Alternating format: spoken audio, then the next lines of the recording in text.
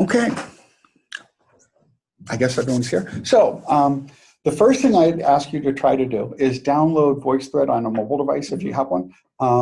And I will share a URL. I had sent it out by email, I think, to everyone who registered. I've also posted in the chat. And I also have it right up here. Part of that may be blocked. Let me move that out of the way. If you want to, you can just scan that picture with a camera or with Snapchat and a mobile camera, and it should just take you right to the URL. And that will not just take you to VoiceThread, but it will also put you in the group that I created for the workshop, which is how, if your college does not have an institution-wide license for it, you would put students in a class. There is a free version of VoiceThread, but it's not quite as flexible.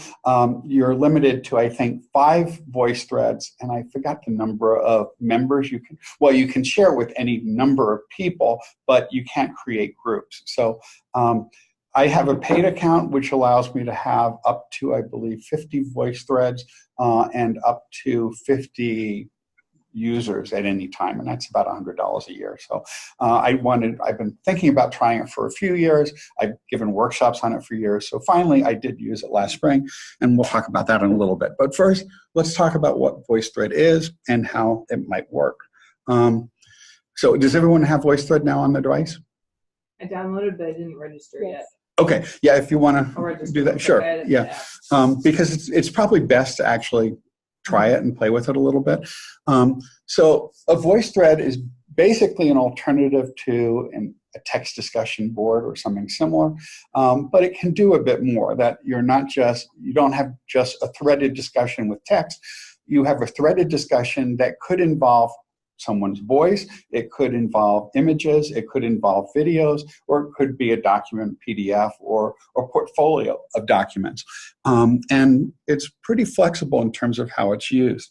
One of the things that convinced me to finally use it was a podcast we did with Jeffrey Ryman fall of last year, and he talked about how they've been using it at FIT, and they've got thousands of users there. They do have a site-wide license. If you do happen to, if you're at an institution where there is a site-wide license, it becomes a plugin in Blackboard. So instead of creating a discussion board on Blackboard, you could create a VoiceThread group. Students can create their own, instructors can create their own, and you can have threaded discussions where you can grade them right in Blackboard. So the grades and everything plugs right in, and it shows up within the interface. The way I did it, I just have a group and I have to manually enter the grade, which isn't really that much more difficult, but students do have to do a second account. So they have to log into VoiceThread and then participate in that and then share and then I have to go into that rather than doing it right from within the interface. I didn't find it to be a very binding constraint, but if you happen to be at an institution, I don't know if Cornell has it, Liz, if you do happen to be at an institution that has it, sorry. Well, I was just saying we're looking into it, and we have one professor we're going to pilot it this summer in an online course. Okay, excellent. It's easier that way. And if you really want, if you're at an institution that has more resources, there is even now captioning, which you can get at a site-wide level, or you can get the captioning individually, but you have to pay. I don't think it's very much, but that's a new feature that just went live about a month ago. Before that, you'd have to upload the transcripts, any transcripts manually. So when you VoiceThread, you have a starter document, just like in a threaded discussion, you'd have a starter document or a starter post. And VoiceThread, it could be anything, and we'll show that in just a few minutes. And then what happens is there's a few things you have to set within it. One of the things you have to decide is whether you want to allow text responses, so that if you're going to use VoiceThread, say in an online class or a face-to-face class for discussions outside of the classroom, if students are given the option of responding with text, they generally prefer that, and that's pretty much all you will get. Yeah, because it's something new to them. They've worked with text discussions before. It's comfortable, and a nice thing about text discussions is they can do it in a noisy environment without, having to worry about finding a quiet place. And that's one of the things a few of my students did know, that they were living in a dorm where there was always a lot of noise, and it was sometimes hard for them to find a minute or two where it was actually quiet, where they could record something without a lot of background noise. And then I chose, since I was trying VoiceThread, just to require voice and video responses. And my understanding is that's what most people choose to do.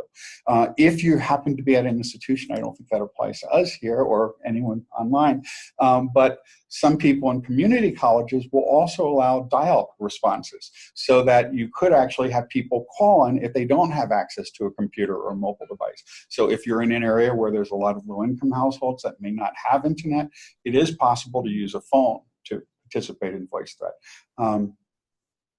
And you just have a voice response that way.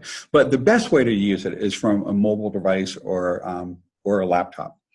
And most students in practice seem to use their mobile devices, but if they could do a bit more if they were on a computer. One of the other options you have when you post that starter voice thread is you can turn moderation on or leave it off. If it's not moderated, basically, what happens is as soon as someone posts something, everyone else can see it. Now, many of us have switched in our text discussions to moderated discussion forums.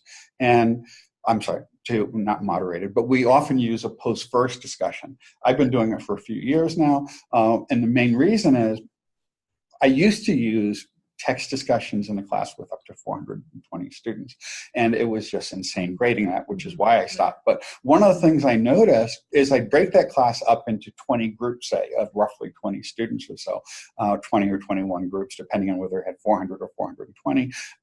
And I'd go through each of the discussion forums one by one, and I noticed some of them had really high quality discussions and others had just trivial types of discussions and really short posts.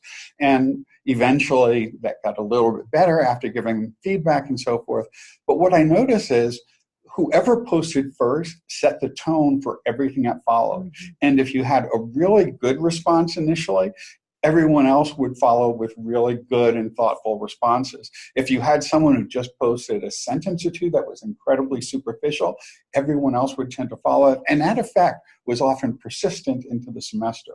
So when I started with post-first discussions, what I found is that students, when they can't see what everyone else has posted, tend not to copy what the other people said. So even if they were really decent responses in a thread, what I'd observe is that if once you get 2 or 3 responses, everyone else would go in and read it and post variations of the same theme, so you wouldn't get as much diversity in the initial post. With a post-first discussion, it requires students to post initially, and then other people can only comment after they've made their initial post. So it forces a little more variation, and it forces perhaps more original thought in the initial post.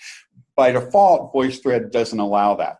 But one workaround that you can do that is you could have a discussion forum, or you could set moderation off within VoiceThread, or by default it's off, but if you turn it on, what happens is you have to approve the post. So for the first, let's say, 2 or 3 days of a discussion, you could turn moderation on and not allow any of the posts through, require them to post by that time, and then you could just turn it off and everyone can see what everyone else posted, which also forces people to space their participation a little bit because they have to post by that initial deadline. So that's the equivalent of a post-first discussion. You don't otherwise have that capability in here. And then just you post a link to the VoiceThread in Blackboard once you create it. If it was installed as a Blackboard plugin, it's just right there, and it would just show up as another thing in that particular course module. And some uses for it. One use, which actually surprised me, I hadn't thought about this when I had thought about using VoiceThread, is at FIT, where they use it really heavily. It's often used for flipping a classroom, where instead of lecturing with PowerPoint or lecturing using Prezi or something else, or whatever else would normally be done in a classroom, typically people would show, in most flipped classrooms, people will post videos, let students watch the material, and then come in and do something in class where they're working on it or applying it. But but it's still kind of a one-way transmission of data with the lectures that are posted, or the short videos. Usually there are 5 to 15-minute videos that people post in flipped classrooms, but it's still sort of like the sage on the stage with the videos. With VoiceThread, as we'll see, if you create a VoiceThread as a video and post it in on VoiceThread, if you create a video in anything, it could be Camtasia, it could be Screencast-O-Matic, whatever you use to do screencasting, you could do your usual type of video that you might have used in a flipped classroom and post it as a VoiceThread. But the interesting thing then is students, when they comment on it, have the ability to play the video, stop it at a point, and ask questions or make comments or draw something on the screen and highlight it. And then you could set it up so you're notified when someone does that, and you can go in and provide a response immediately. So it makes even video presentations outside of the class a little bit more interactive.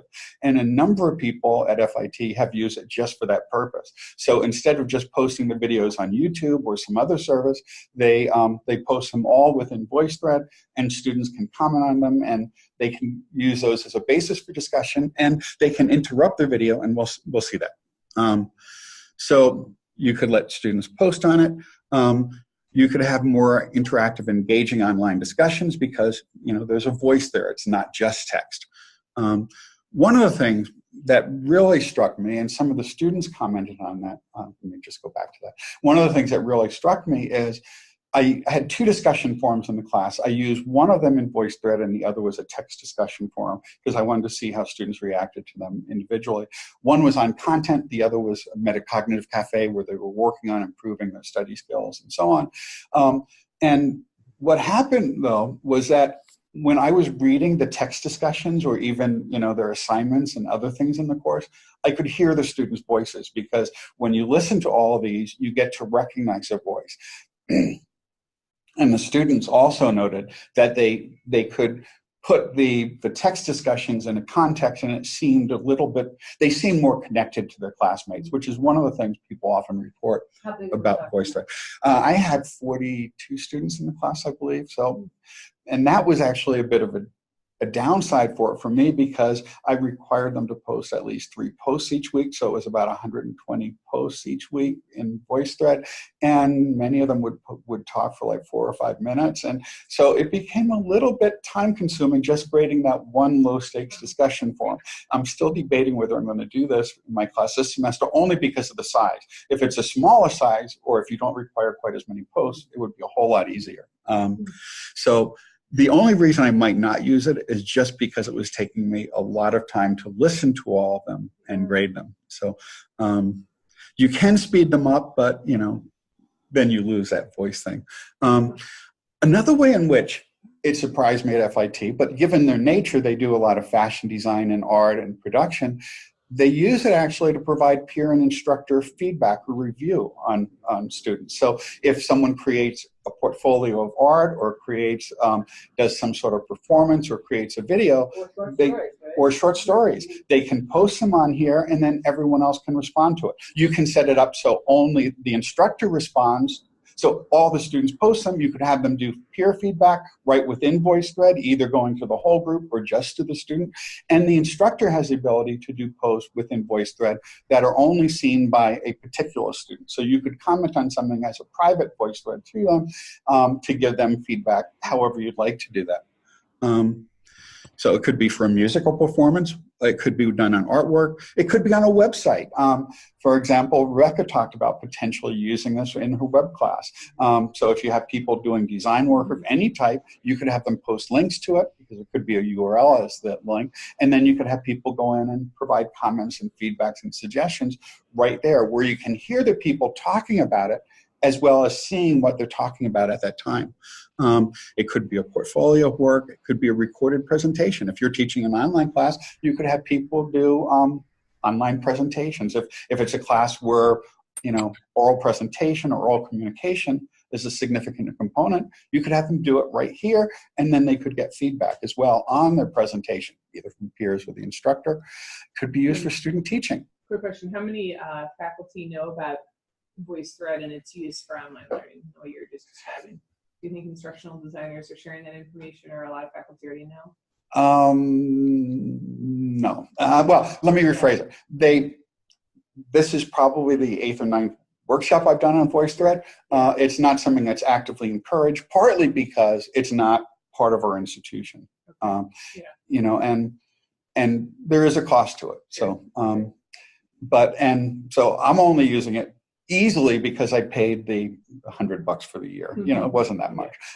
The free version, you can have 5 voice threads, and then students create their own individual free accounts, and then whatever you create is public, and they can comment on that. But it's a little bit more cumbersome. And if you have more than 5 discussions, you have to go back and delete the early ones, so there's no persistence there. So I thought it made a lot more sense to get the paid account. But what's the largest group you could probably? Is this an institutional account? Like there is. I don't remember how much. It's in the thousands of dollars. Oh, I think it's a couple thousand. I don't remember. Oh, actually, yeah, Liz. Would you know offhand? Yeah, we were looking into it, and it's actually expensive. In fact, I'm surprised by your single-use account of only $100. I think they quoted us much higher, maybe because they thought we could afford it. I'm not sure. Well, we'll have to look into that. So yeah, we can double check that. I believe it was. I just paid it like a week ago. So I made at least a partial commitment to continue using it. Yeah, they're letting us pilot for free because they know we're looking at a potential institutional license, which the institutional license, they based it rather on the number of students. So that might be, again, why it would be very expensive for us, because we have a large body. Yeah, there's actually an intermediate step where you could get a certain number of license as a bulk thing, but then apparently it becomes much more difficult in terms of the integration with Blackboard. Jeffrey Ryman at FIT actually had worked with it in both of those levels when they first had a limited number of licenses that had to be allocated. And they had a problem there with a conversion because some people had private accounts, and then they had this intermediate stage one, and then when they converted it over, the accounts all had to be upgraded in some way. But he could tell you more about it. So these are all ways in which we could use VoiceThread. And is that all I got here? I think it is, because what I wanted to do is actually show you how it worked. Now, what I intended to do, and I didn't quite get to that stage, is logging into VoiceThread. And I'm hoping I remember my password. Or that I have it saved on here, and I do. Okay, okay, good. So what I did, once you have an account, you can create groups, and I shared the URL with everybody.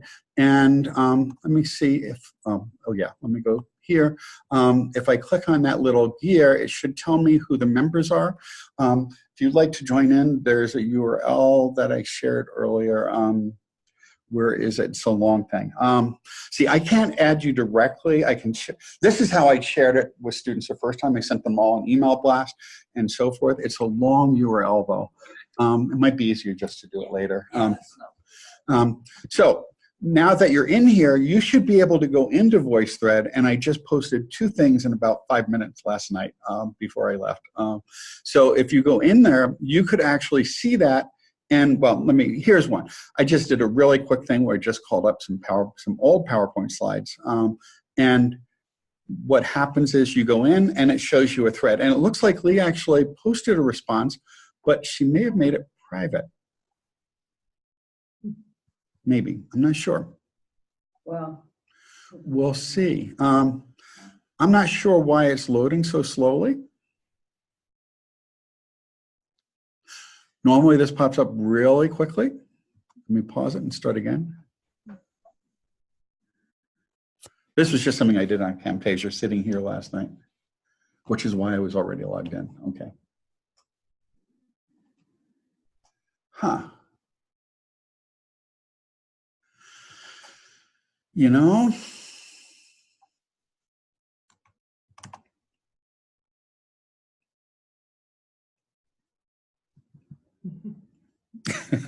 this should just work.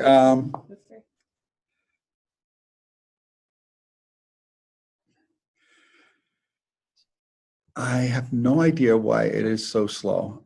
This worked last night. Were you able to see it last night or see it before? Okay. So if you guys if you connect, you should be able to see it. Yeah, I can see it. Yeah. And can you play it? Let's see.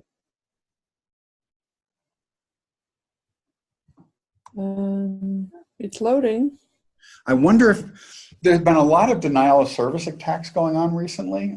Zoom was down last week. We've had issues with Blackboard. I wonder if someone is attacking. It looks like some type, it's probably the VoiceThread servers. Everything else seemed to be working. It loaded. Yeah. It loaded on mine. Well, maybe it's something. Maybe it's something on your campus. It may be something on your campus. It did load on mine. Okay, you've got it. So it's loading on mobile. Are you probably on data? No, No. That's my comment. Okay. I was recording you. Okay. So that works, but it's still the other doesn't. Okay, well, let me try the other one. This should work, but let's try this one. This was an even shorter one. Hi, this is a sample VoiceThread in which I'm asking you to respond with some ways in which you could see VoiceThread as being useful in your classes. And so you just post something. It could have been text, it could have been a video, it could have been document, but usually you'd have some voice accompanying it. And then what a student could do when they see that, if we go back over to here, well, students then have the option of adding a response by just clicking on the plus. And you could add a voice response, you could call in a response, you could add a video response, or you could, I think that's to upload it. So if you created a video, you have the option of uploading. And let's see what's in chat here. So there is no close, oh, so we've got another person there. There are no closed captions, and Holly can see and play it, and Liz, okay. So, okay. So in any case, if you guys want to, what you can do is you can go back. I'm going to record right now a video response. And I'm going to start from the beginning. You can choose where you want it to be. There's going to be a little bit of a feedback loop here. But you could go to a point in the video where you want. You just start it. And now what I'm doing is I am talking as a comment on this. But it probably would have been better if I didn't do it while I was talking. So I could come over and note, for example, go to the pen, grab a pen color here, and I can circle whatever that is back there. And then I can talk about that. So if you were watching a video, you could pause it, you could highlight something, and then you could go in and talk about what you were doing. And this is all being recorded right now. And when you're done, you stop recording, and then it uploads, and that becomes one of the feedback responses. Now, my students, and yeah, we're going to actually cancel that just so you know. But what would happen is, over on the side, I would see a threaded response where each student would come in underneath, and the students could respond to each other, or they could respond to the original starter document.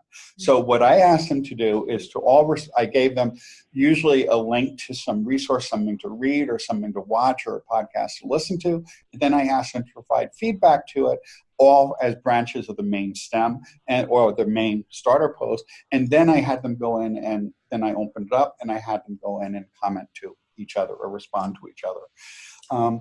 In general, most of the students really liked it. Not one of them would use video, which is odd given how comfortable they are with Instagram and with, but not in academic setting in the same way. So they did use their voice, but they didn't have a choice there. The only complaint I heard was from one or two of them who said it was sometimes hard to find a quiet place to record. Is there more? You have more choices than I do? It's exactly the same on a mobile device. Oh, okay. But I just have a microphone and a camera. I don't have the... Well, that's really all this is. Oh, the dial-in. You don't have the dial-in. But I don't have the pen. Oh, you should. Yeah, you should have that on a mobile.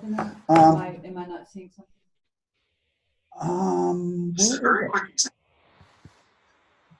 For someone offline, for someone online, how do you get to the pen tool for the mobile device? I haven't used that recently. That's what I haven't found yet. I can't seem to find it. Okay. I thought you could. I may be wrong. I usually use a computer. So certainly from a laptop you can. Maybe that's not available. But you could do everything then, perhaps, except for the drawing on the screen. Right. So, and it's interesting. Right. Yeah, it is really. Oh, and we're just going back to when, so here's how you could go in and edit it. And when you edit it, you could set this is where you would set the options. So you could set the playback options. And here you can either allow commentate, well, there's a whole bunch of things. You could let people export it if you want. You could let people upload. I did turn off the text options, but I allowed each of the others.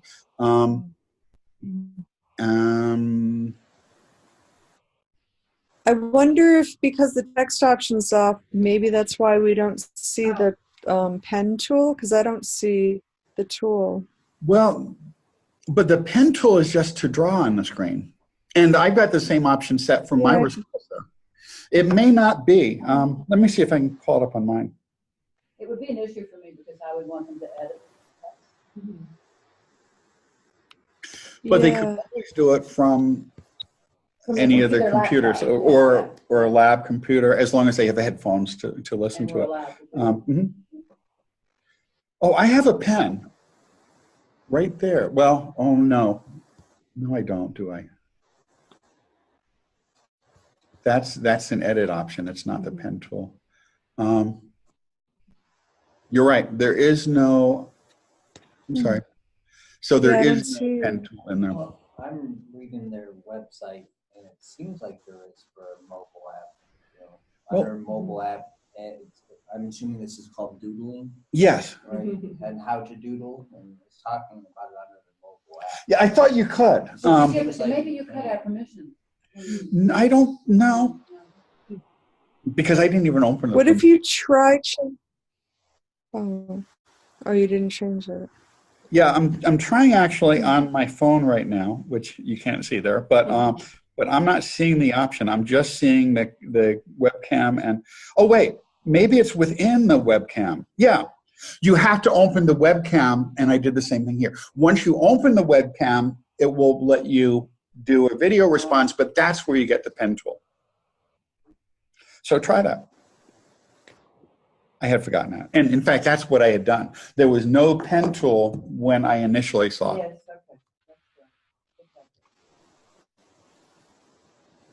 okay. Oh. So it says don't forget to scroll. Yeah, so you can pause it wherever you want, and then you can draw on the screen at that point. Oh, it is. Got it. Oops. So they do have that capability. Right. Can you go back and forth in real time? Is when you're on there with a student, for example, you can just be back and forth constantly the way we are in this demo. I mean, you'd have to kind of schedule office hours, I guess, if you wanted to be available. I'm thinking like if you're teaching math as an example, you wanted to show how to solve a problem set. There, you'd probably want to use Google Hangouts or Zoom or something like that. Yeah. I mean, you could respond, but there's it takes a minute or two to encode and upload and you get notified. So, yeah. For real-time use, you'd be much better off with, with a Zoom or Google Hangouts or some other. So I didn't really have much. I just thought people could play a little bit and try it. You can post your own. You could create your own. You can do it right from your phone. And that, again, that's what students use most. And now, I did say I'd talk about my experience. In general, I liked it. The students liked it. It just took a lot of time to grade. And you notice there's a notification here. So there is, and it notifies you of how many unread voice threads there are. So we can go in and, oops, someone had posted something but then deleted it. That was me, sorry. Oh, that's okay. But again, and here, there's that comment. I'm not sure whose that is. There we go. We've got Lee. So, it's just really a recording of you. Oh, okay. So, and when you post it, you do have the. Did you say something? What was that? Could you say something about the types of assignments you use? So, we're interested in using it potentially for some online active learning applications. So kind of taking normal discussions to the next level and having students interact on group activities and potentially doing this using VoiceThread where they're asynchronously responding to different case study questions and contributing to it, and then using the VoiceThread tool to kind of like collaborate on their answers. Do you have any experience doing something like that? I didn't. I use it basically. I used it only in an online class where the students were not generally that close to each other, and their work was in general asynchronous. Collaborating asynchronously, basically each person posts something. So the only way you could have really group posts is if people collaboratively worked on the post and then uploaded it somehow. Or, for example, one way of doing a collaborative work would be if you combine this with Zoom or Google Hangouts or something else where they created a video of them conferencing with each other. So you could have a collaborative discussion using, some web conferencing tool where they all comment on something or present something jointly, but that would still require simultaneous connections within the group, unless I suppose they edit a video in steps or they contribute things and then edit it together. So I think you'd still need some type of, maybe I'm wrong. Yeah, we were going to. No, we're actually going to, so I like your idea. Initially, we were thinking like individuals, asynchronous posts that they then, discuss, but I actually like your suggestion to have them work collaboratively on something in Zoom, because we're going to be having them do some synchronous sessions in Zoom. Okay. But this might be another opportunity for them to do that. And then if they record it, then they could present it to other groups and they could respond to each other using VoiceThread. So that's actually a cool thing we hadn't thought of. Thank you. Another way of doing that might be with Google Hangouts, which they can initiate. One of the problems, if you have accounts that students could use and they're open to the public by joining them, you do run into a problem that we experienced last year.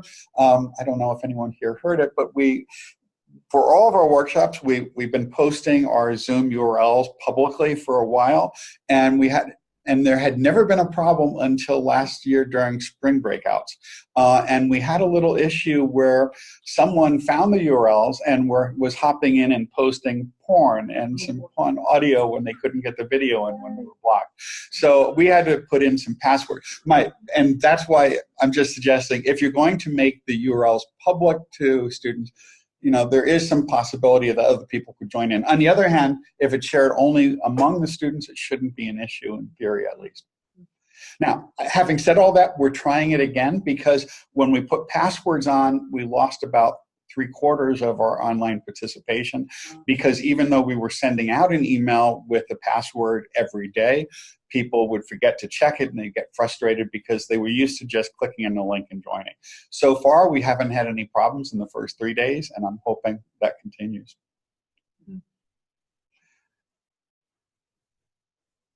Oh, cool.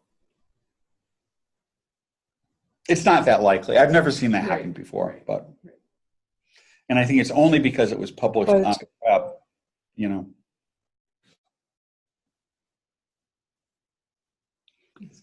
A lot of possibilities.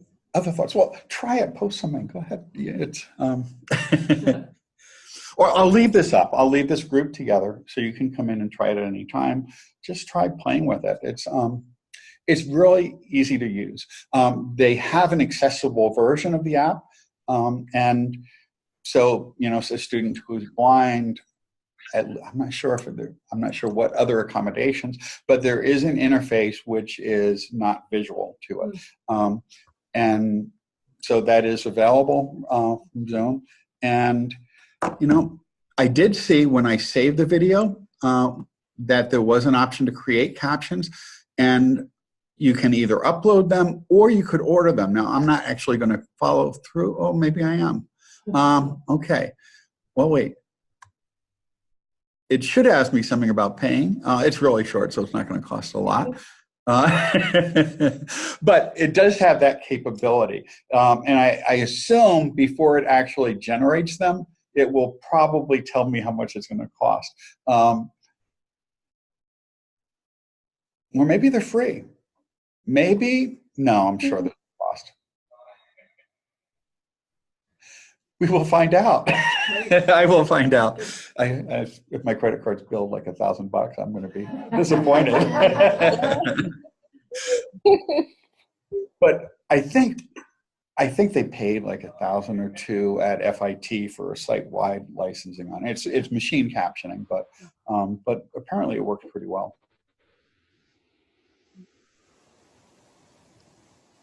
I just thought this looked like really interesting technology, and obviously I'm not teaching here at the college, but I like to stay current on what can be used, because it also can be used if I'm just collaborating with somebody on a project or a document and want to do it distance format. One of our podcasts, we interviewed someone from University at Buffalo, and she was giving voice feedback on every student paper, and she had like 100 students or so. But I was thinking something like this could be another way of, she was using Panopto, but this would be another way of giving feedback quickly and easily on students' work, because students could upload the work here and you could go in and you could annotate it. You could go to a page, circle it, comment on it with a really simple interface, and then students, and you just make that private to the student. Students could log in and see it right on their phones and hear you talking about it. One of the ways we do the creative writing workshop, so I can run this. I'm sorry, this is mine, but what we're trying to do in creative writing is use a lot less paper, but it's really difficult to edit and get the students to learn how to edit without having it there, or without having an iPad Pro that they can use a pencil with or whatever. So one of the things that occurs to me with this is that if the faculty member creates the group and all the students can come in, am I right that all of them can comment on a single story? Yes. And it could all go to that student and they would have everybody's comments on that story? Because a student would post that as a discussion, as a starter document, and then the threaded response would be people's responses, which could be verbal, or it could be, it could be people going in and drawing on it, or highlighting things and saying, at this point, you may want to develop the character more fully or something, whatever. And then the faculty members, so that's not the guide, the students can do it privately. It seems like a really good solution. That's why I was asking about institutional. If we move toward it, how do we make it so? Well, I don't think they post the prices for institutions, but let's go back actually to let's just go to a new one. VoiceThread. If it's within the 6th grade, right?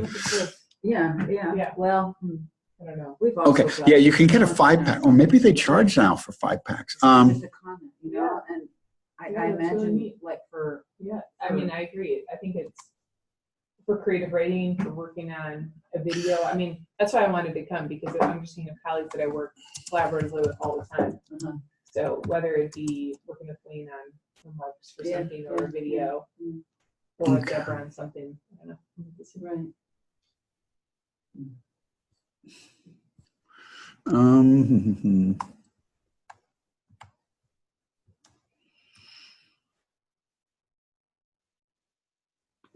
Right. So you can have up to 50 images and 5 voice threads if you have a free account.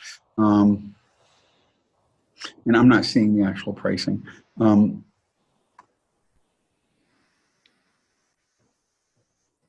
If I check my account, at least I'll see how much I paid, I think. I've been a member since 2011, but I finally started using it actually.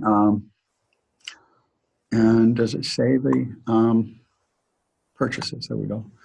And maybe it'll show me what the, there we go. It was $99, and that's a higher education single license.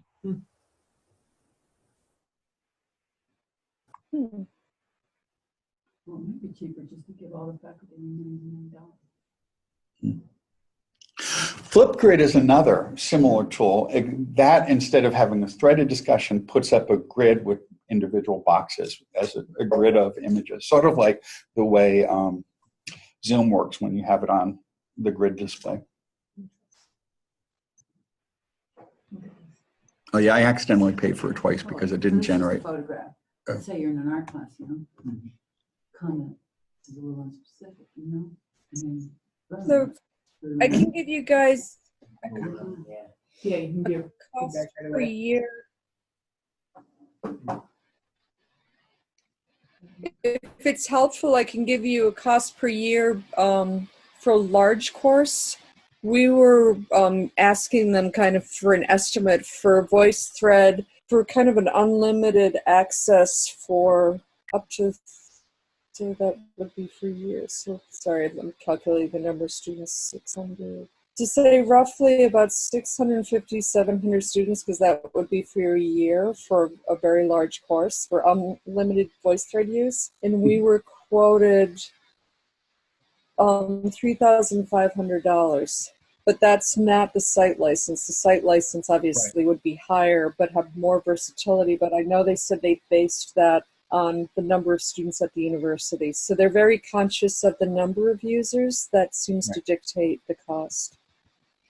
But even that's a lot for 600 users. We thought it was expensive, to be honest. That's why when you said 100, I was like, wait, what? Yeah, no, that's the one reason why we're really digging into 50 participants. So if I use it again, I have to wipe the accounts for everyone from last year and, to add the new people. But none of them have gone back either. So, it's... If you're interested, I could give you the contact person at VoiceThread. Lisa would be able to speak more clearly about pricing because they don't put it on their site. It seems very based on number of users, institution, etc. Yeah, they prefer to have you contact them where they can do their sales pitch, and that's true for most institutional orders. And sometimes they will do it based on the institution too and how much they can afford because they don't want to make that public. So they might hit you a little. Also because you're. And another thing you guys should think of is because you're SUNY may have some kind of agreement with them. Because actually, I just thought of that. You have the benefit of a net. You're large. Yeah. As far as I know, the only two schools in SUNY that have it are FIT and Delhi. I believe both of them have it. I don't know if there's any others. There might be more, but when I looked into it, and I think a major reason was there weren't that many users, that many people interested, and the pricing was a bit high. It's a little high, yeah. But here, I found her contact. Let me navigate over here. I'll put, her name is Lisa Sullivan. Okay.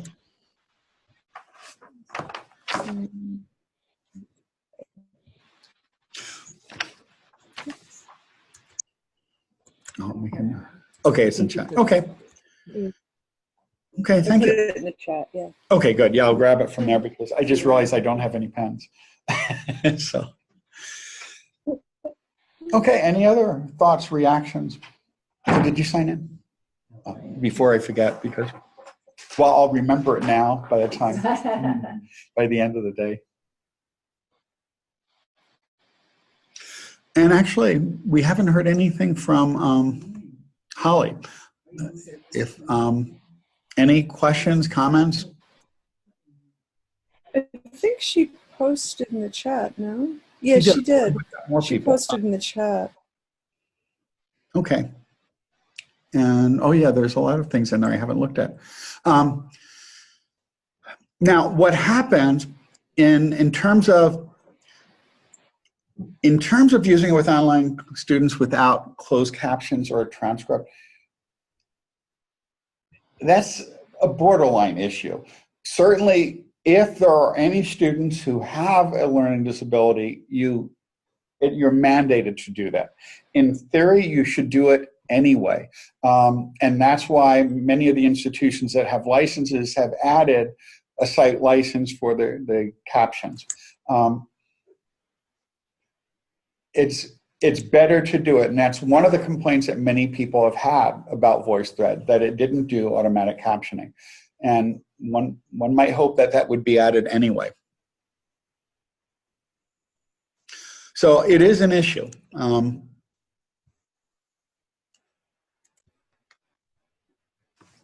me get a pen to write down everything before. Okay. So in any case, I'll leave this here. And if anyone wants to play with it, you're welcome to. But I don't want to forget everyone here.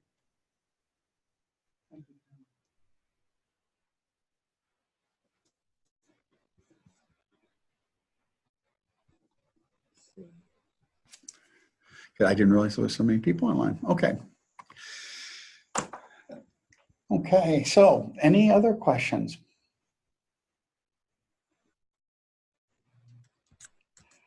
The captioning is an issue, and that was one concern I did have. And I wish I knew how much it could cost so I could tell you more about that. But one thing you could always do, at least with your own things, is you could download or take the videos, upload them to YouTube, and download the captions from YouTube and upload them here in any of the standard formats. So that would work. There are some good free tools. I don't know if anyone have any of you used Otter, O-T-T-E-R? It's been around for a little while. I only discovered it last week, actually. It's a service that does machine translation. The initial reviews of it was that the machine translation was very low quality, but when I used it a week ago, it was probably 93 or 94% accurate, and it gives you up to 50 hours of free transcripts every month, which would probably be enough for many uses like this.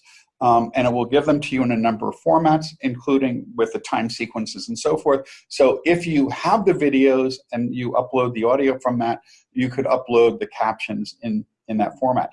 One of the things that I like about Otter compared to, say, YouTube and their free transcription is that it also does machine punctuation and capitalization and will identify the speakers if it's been trained to recognize the voices. So if the speakers are in the system and it's someone that you frequently upload, it will even identify the speakers in the captions, which was kind of impressive, actually.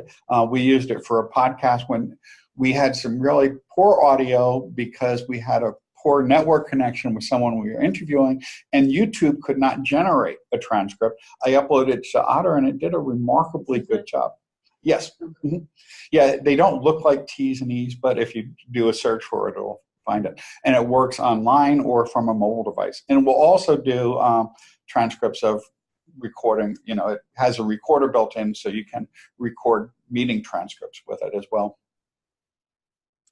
So that's just one tool you could use. You could use Rev or others. Rev costs, I think, about $1 a minute. And that actually is human. Well, it does basic machine transcription, but human correction. And they're remarkably accurate, and they tend to be pretty quick. $1 a minute? $1 a minute. No, because it's $1 a minute, yeah, and we release like a 40 to 60 podcast every 40 to 60 minute podcast every week. So no, we've been using YouTube. But we used Rev one time when we got behind and we just needed to get it out quickly. But otherwise, we've been using YouTube to work reasonably well. It's remarkably accurate, except for the punctuation and speaker identification. Well, this has been great. Thank you so much. Oh, you're welcome. Yeah, thank you so much, John. Very helpful. You're welcome. Nice to hear you again. So, yeah, how's everything going? Good. I was actually hoping to come up today, but was frightened off by all your snow squalls. Yeah. So decided to work from home. Yes, the session is being recorded, and we'll get it uploaded as soon as we can. We're running a little behind and just a little overwhelmed because we're still producing these podcasts, which take like 30 hours or so a week, and we've got 92 workshops. But we will get it up as soon as possible. Oh, and thanks. Okay, great. Thank you. Yeah, we love your podcast too. Oh, the one today was really good with Josh Eiler, if you haven't heard it. His book is wonderful. How you learn. And we've got I did see that listed. Yeah. He was really good. And next week we have one that is probably my favorite podcast. It's with Michelle Miller, and she's talking about retrieval practice, which is something I've done a lot of, and I'm kind of fond of that myself. But she does a wonderful job in describing it and addressing issues and faculty reactions and barriers and also student resistance to it and how you might want to address that. So we're We've got a lot of other good ones coming up too, but these are two of my favorites, I think. Great. I'll look forward to the checking both of them out. Yeah, I actually post your links to your podcasts on. We use Slack a lot at the CTI, and we have one that's like teaching and learning, and I'm always putting your Tea for Teaching podcasts up for people to watch. Yeah, they're excellent. Thank you. Oh, thank you. But thanks again for the meeting today. This was very helpful. Well, thanks. And if you use it, let me know how it goes. I was thinking we are definitely going to use it, and I was thinking as I start developing stuff, I'll be happy to share with you what we're doing, because I really like your idea of incorporating Zoom. I think that's a really cool option for some of the group work, because they really stress a lot of group work. What we're doing is they flipped the large evolution class, and they're now developing an online version, but they want to retain the flipped the active learning component. So we're trying to adapt a lot of their face-to-face hands-on activities to the digital world. So have you ever heard of the IFAT scratch-off cards? The answer till it's correct? Yes. They've been really successful in the main course. And a really cool thing is I found this group in England that they're actually professors that were doing a lot of research on assessment and multiple choice testing. And his research found that basically the way most of us do multiple choice testing in the way we do the marking scheme allows students to either game the system or it doesn't fully recognize their knowledge in terms of like partial knowledge. So long story short, he's done a lot of research and has developed this thing called quiz slides. And he was willing to work with us to adapt the marking scheme he used for the answer till it's correct in the evolution course, and he's developed an online version complete with a digital scratch off. Isn't that really cool? We're going to pilot that this summer as well. Oh, that's impressive. Yeah, it's kind of interesting. So if you, by the way, want to be a guest on the podcast, or if you have anyone to recommend, just let us know. That could be an interesting topic. Martin, I was just thinking Martin, the professor in England might be a good candidate for you. I'll send you his TED Talk. He did a TEDx talk where he talks a little bit about the research. And I was actually just going to say we're coordinating with his team and trying to pull some people from Cornell that we think would be interested. And long story short, we're going to do this large Zoom meeting where he and a colleague he has at a medical school, they're going to present their research on these different testing styles, and then at the end he'll just mention briefly, it's not a vendor thing, it's not really meant to highlight his tool, but at the end he'll mention the tool because he found a lot of the standing like Canvas or LMS or various testing tools have limitations of the flexibility what you could do. That's why he designed his own. So at the end he'll mention that just so if people are interested in adapting. But if you'd like, I'll invite you to the meeting. We're at the stage right now we're trying to do a Google sign up to find out the best time to coordinate everyone for it. And if you'd like, I'll send you that information if you want to participate. Oh, that would be wonderful. Yeah, I'd love to find out more about it. Okay. Sure. I'll send you, it's one of the things I'm working on today and tomorrow to send the invite out to the last of the faculty that we want to bring on board, and I'll include you in that. And so what it'll ask you to do is sign up on and I should explain too, the Google sign-up sheet, or the doodle poll rather, that Martin set up, because he has colleagues in England they're inviting, and we have people here in the States that we have the dates, but I will confirm that the time that we're looking at is 10 a.m. in Eastern Standard Time, because that fits 5 o'clock their, 3 o'clock their time, 3 o'clock their time. So it best fits their teaching schedule. So we don't have the times on the doodle poll because it would be confusing since we have people participating across the pond, as they say. So it'll be the times that you'll see on the doodle poll are all for 10 a.m. if you think that might work. And we're looking at February dates. Okay. Great.